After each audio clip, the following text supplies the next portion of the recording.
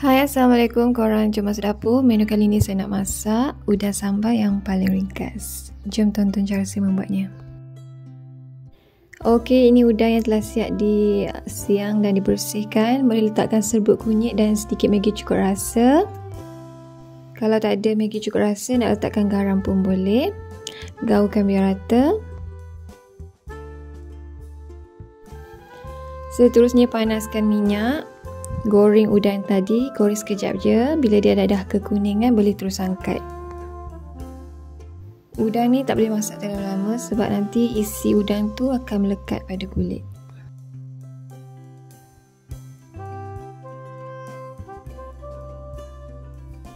Bila dah masak, boleh angkat dan ketepikan dulu.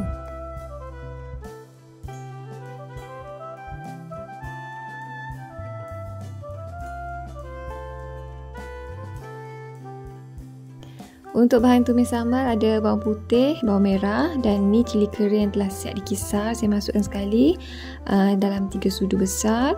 Letakkan sedikit air dan kisar sehingga hancur.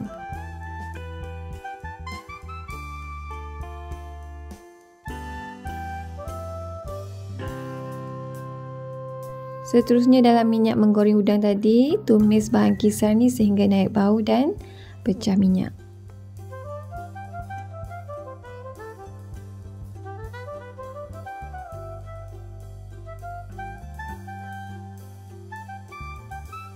Boleh terus masukkan perasa, garam, gula, ajinomoto secukupnya.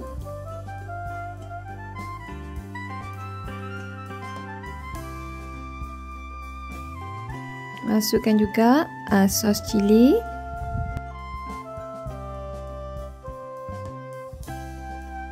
Bila nampak sambal ini dah pecah minyak dan masak, cukup rasa semua, barulah masukkan udang.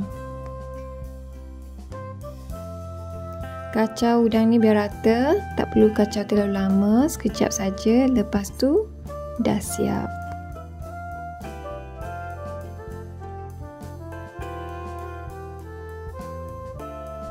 Bolehlah angkat dan siap untuk dihidang. Resepi yang saya kongsikan dengan korang semua ni sangat ringkas dan mudah untuk dibuat. Okeylah korang, itu sahaja perkongsian daripada saya untuk kali ni. Thank you korang for watching. Bye, jumpa lagi.